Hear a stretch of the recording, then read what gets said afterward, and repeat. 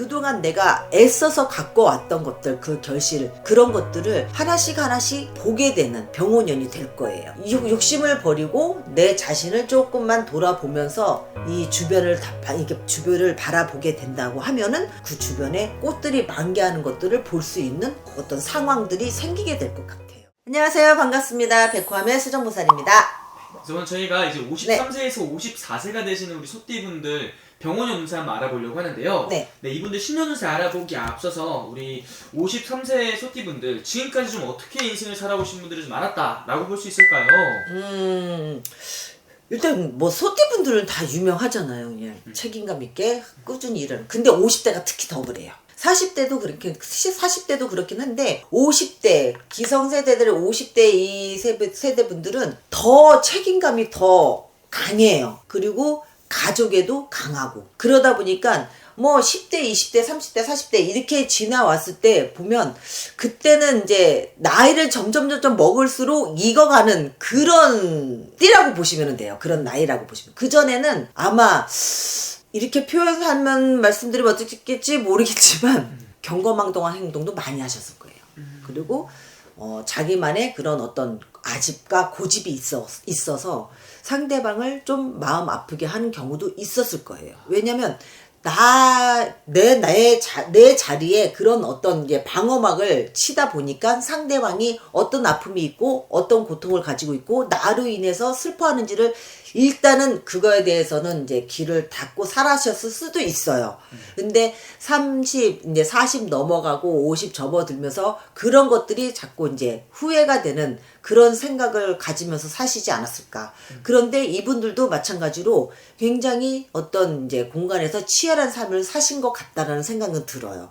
왜냐면은, 이 개축생 분들은 일단 내가 하고자 하는 거에 대해서 책임감이 되게 강해요. 이분들도 마찬가지로. 그렇기 때문에 그거에 대해서 어떤 성과라든가 아니면은 내가 내고자 하는 그런 어떤 새로운 어떤 결과치라든가 이런 것들에 미흡했을 때 그거를 다시 정상화시키기 위해서 꽤 많이 노력을 하면서 살아오시지 않았을까, 그런 생각을 많이 들어요. 그러니까는 이 개축생 분들은 노력파가 많아요.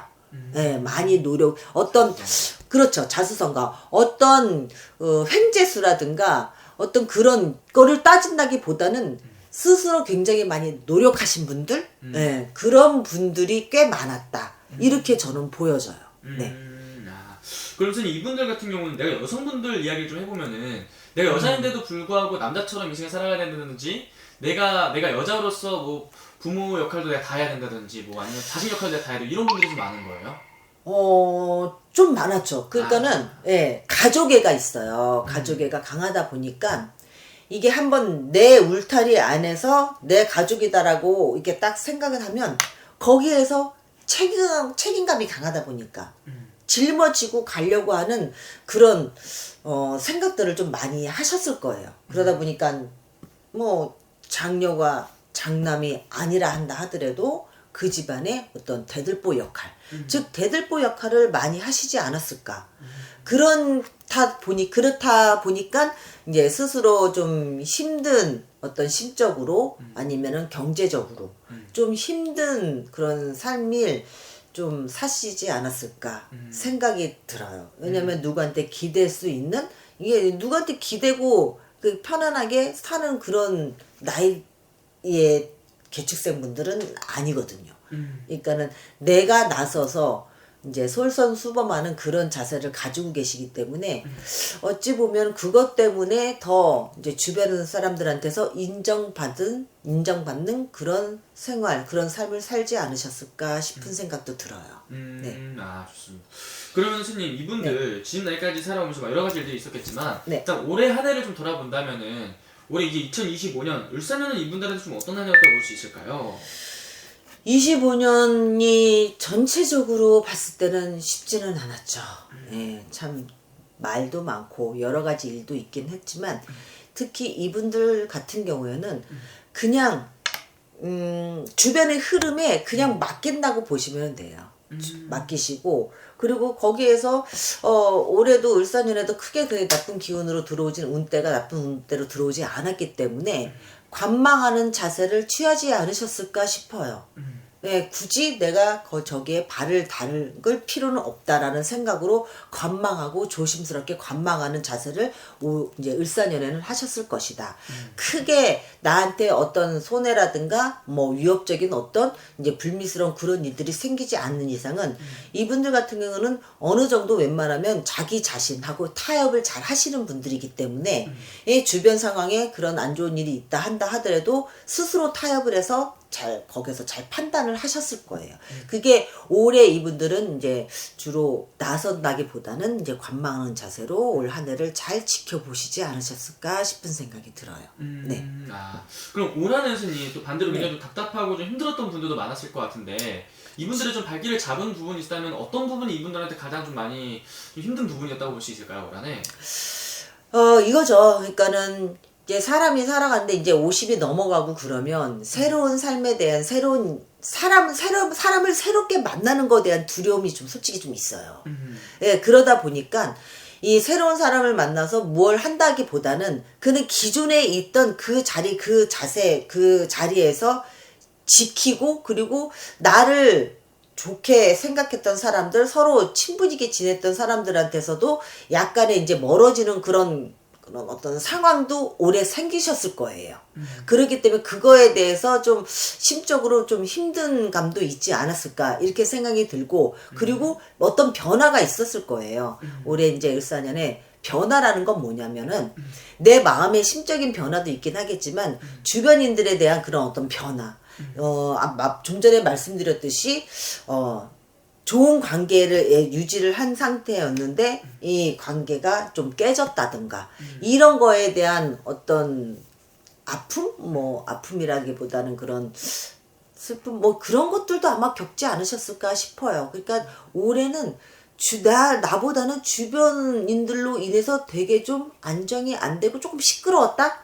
예, 그런 한 해가 되지 않았었을까 이런 느낌이 들어요. 그리고 자꾸 사람들하고 부딪혀요. 그러니까 올해 많이 부딪혔을 거예요. 그냥 을사년에. 부딪히다 보니까 그거에 대해서 어떤 환멸도 느끼셨을 수도 있고. 그러니까는 이건 거예요. 이제 업무적인 거는 이 능력치 내 능력에 의해서 잘 추진하고 잘 하실 수 있는데 이 사람 관계에서는 좀 올해 유독 많이 시끄럽지 않았을까? 이런 생각은 들어요. 근데 그것도 잘 극복하고 넘어가셨을 것 같고.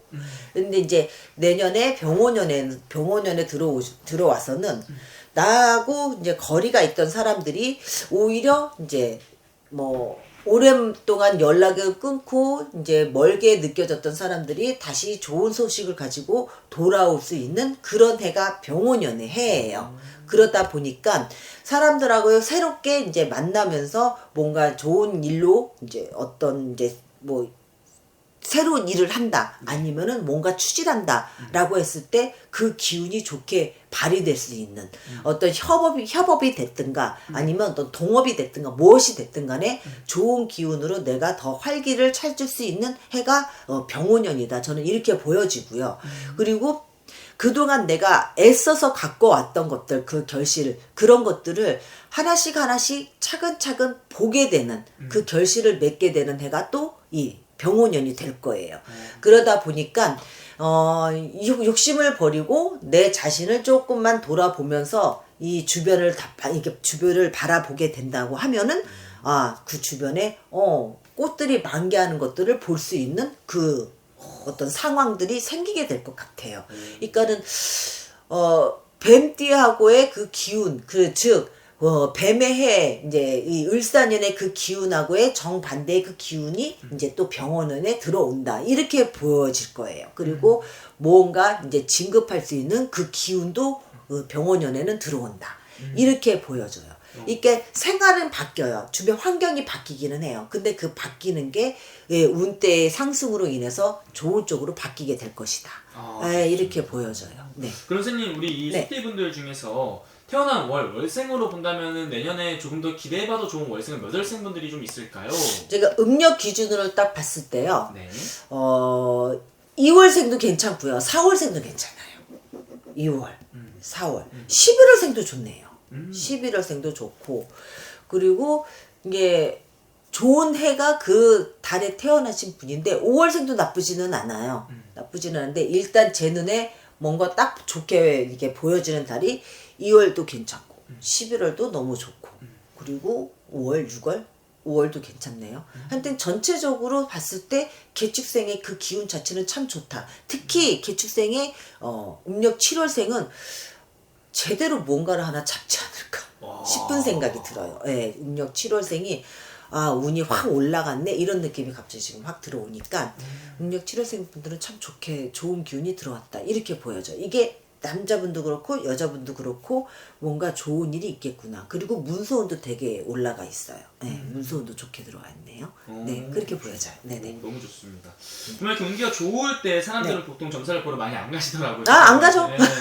근데 이게 운기가 안 좋을 때보다 오히려 이렇게 좋은 운기가 기다리고 있을 때 그러니까 무조건 뭐 이분들에서 다 대박 나는 게 아니잖아요. 그렇죠. 네, 개별적으로 와서 봐야지 정확하게 알 수 있는 거니까. 그렇죠. 그러니까는 운이 좋다고 이게 어떤 경우가 있냐면 다 운 좋다고 하는데 나 왜 이렇게 힘들어? 이런 질문을 가장 많이 받아요. 그렇죠. 근데 이게 통상 다 좋다는 게 아니거든요. 왜냐면 운이 좋으면 그 좋은 운을 내가 어떻게 받아들이냐에 따라서 이 운이 내가 본인이 잡을 수 있고 흘려 보낼 수가 있어요. 근데 딱 봐서는 운이 좋았었는데 기회를 놓치지 않았냐. 그러면 그분들은 어떻게 얘기하냐면 그게 기회인 거는 몰랐다는 거죠. 네, 그게 좀 아쉬움이 남긴 한데, 그러니까는 그 기회를 놓치지 않기 위해서라도 무언가 이제 본인의 마음가짐이라든가 이런 것들을 잘 잡으시고, 그리고 상담을 요한다 싶으면 언제든지 문은 열려 있으니까 오시든지 전화 상담이든지 충분히 가능하니까 연락 주시면은 그거는 또 이제 제가 편안하게 상담을 해드릴 거고요. 네, 그렇게 들어가면 돼요. 알겠습니다. 네. 또 오늘 또 쭉 말씀해 주신 게 또 나이만 보고 말씀해 주신 거기 때문에 자세한 건 개별 상담 통해서 또 여쭤면 될 것 같습니다. 감사합니다. 감사합니다.